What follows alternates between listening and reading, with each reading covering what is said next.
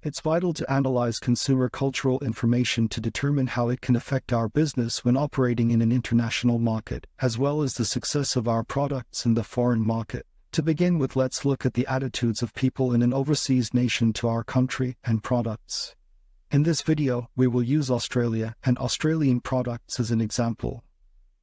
While different countries have varying perceptions of Australia and Australian products, Australia is generally perceived through their marketing campaigns as easygoing, social people with a pleasant nature who like to invite people over for a beer and to throw a shrimp on the barbie.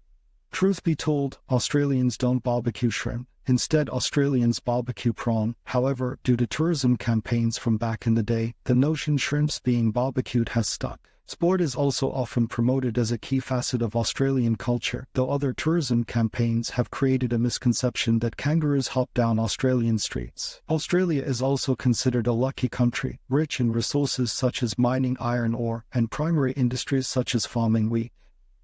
On the negative side, despite Australia's diverse multicultural society, there is also a perception in some regions of a strong racist undercurrent within the Australian culture, and that there are groups who are intolerant of difference. This image has deepened over the last decade with government policies and politicians adding further to the multicultural divide.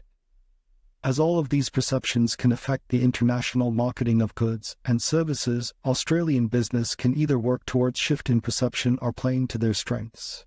For example, Australia and Australian products are generally positively received across Asia due to the unique nature of Australian resources, wildlife, and the unpolluted open spaces. All of these factors appeal to the Asian market, and to make the most of it, Australian business can do well to emphasize Australia's natural wonders by promoting products like eucalyptus oil, crops such as fruits and vegetables, as well as livestock, such as Australian lamb, or even seafood such as prawns, southern bluefin tuna, and Tasmanian salmon to the Asian market.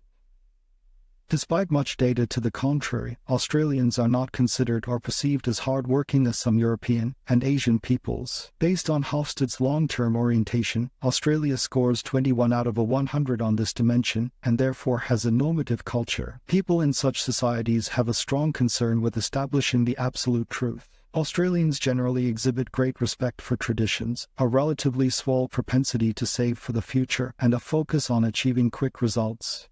Despite the generally positive attitude of the Asian market to Australia, by and large the Asian market has a much more structured society, formal approach to business, whereas Australian business tends to be more informal, flat-structured, and liberal, which may not generally be well received.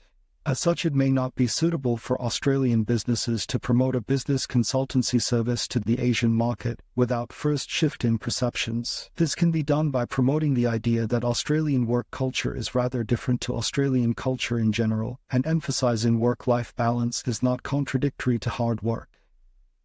How others perceive us, our culture, and our products may not always be accurate, though a very important factor to consider, understand, and plan for, as market perceptions can affect our business operations and the success of our products in the foreign market.